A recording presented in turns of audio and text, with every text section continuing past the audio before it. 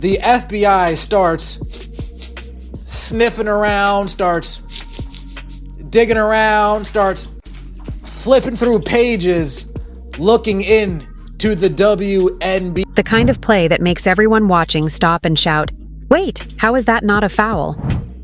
Well, now we finally have an answer. Multiple referees have stepped forward and testified under oath, claiming the league itself was influencing how certain games were being officiated.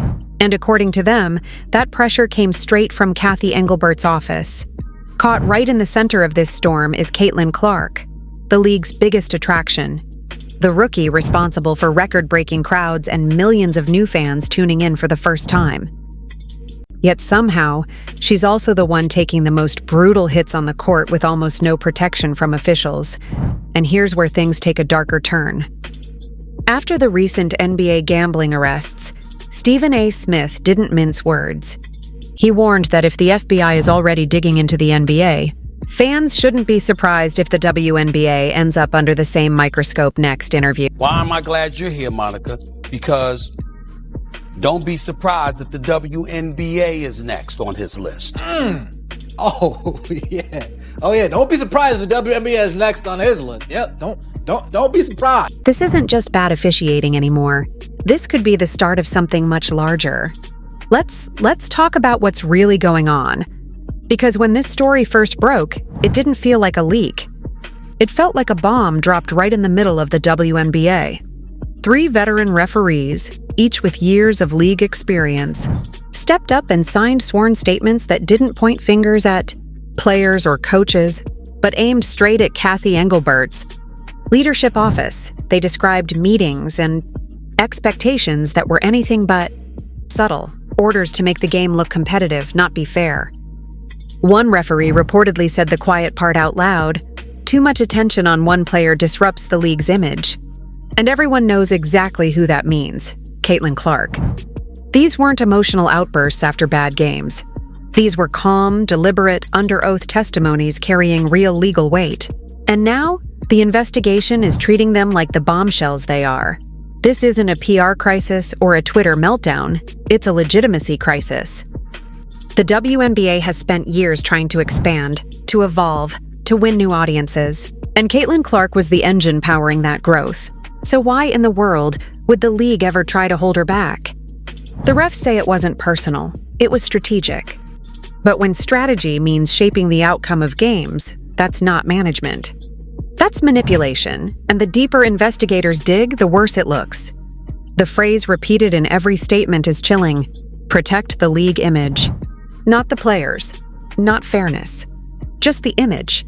The WNBA wanted parity, every team with a shot, every game a coin toss, every fan convinced their team could win. But that's not how greatness works. You don't contain a phenomenon. You ride it. When Caitlin Clark walked into the league, she didn't climb her way up. She detonated the old system. Overnight, arenas sold out. Tickets skyrocketed from $50 to hundreds. People who'd never watched women's basketball suddenly couldn't look away. She didn't need a PR campaign. She was the campaign. And instead of celebrating that, leadership allegedly panicked, terrified they couldn't control the narrative. So, according to the referee testimonies, they decided to manage her. A few fewer whistles, a little more physicality, just enough to balance things out. The message? Don't let her get too big. Don't let her stand too far above the rest. But that kind of silent sabotage doesn't just bruise a player. It bruises the league's credibility. Because when the best talent on the floor can't trust the officials to protect them, the entire sport starts to crack. Caitlin Clark never complained. Never played the victim. She just kept her head down and played.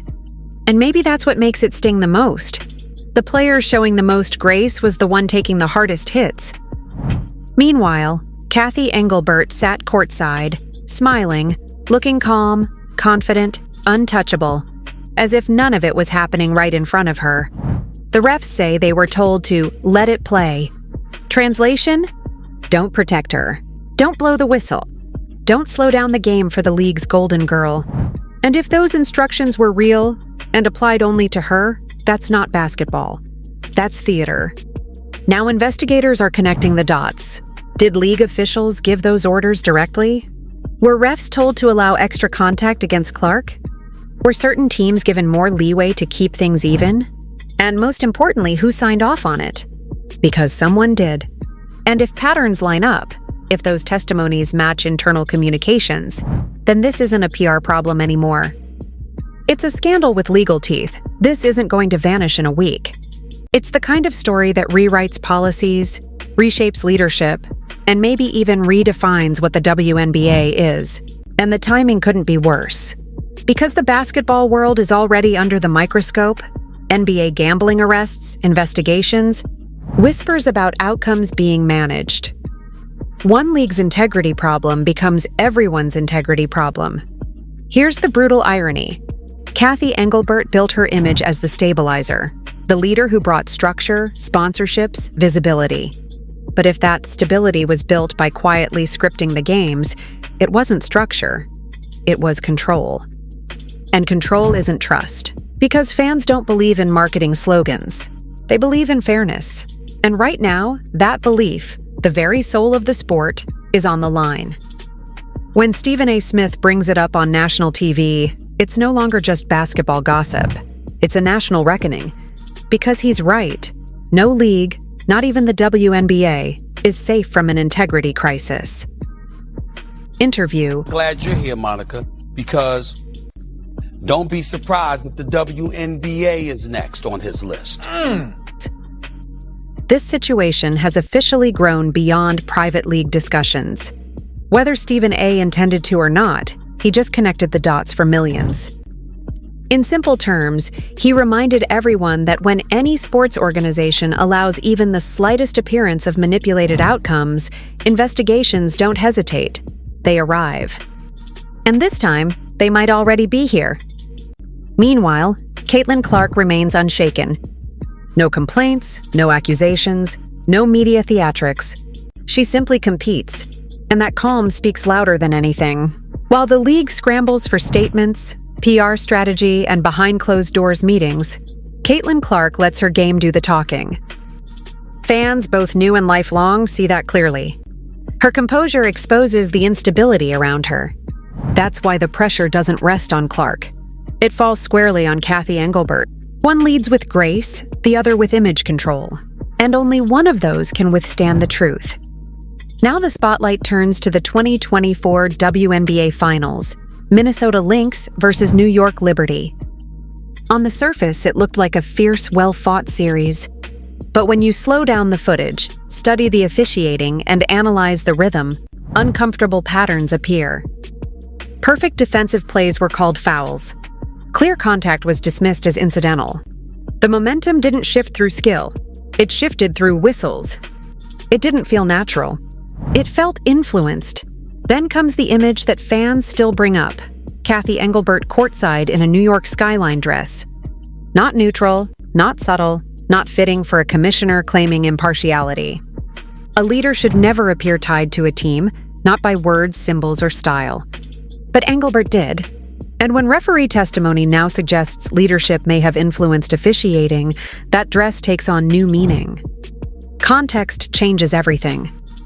If investigators revisit those finals with this testimony in hand, that series could become the key example of how Engelbert tried to craft the league's image, rather than let competition define it. When storytelling is valued above fairness, the sport stops being real. It turns into a performance. The WNBA now faces a defining crossroads. This isn't about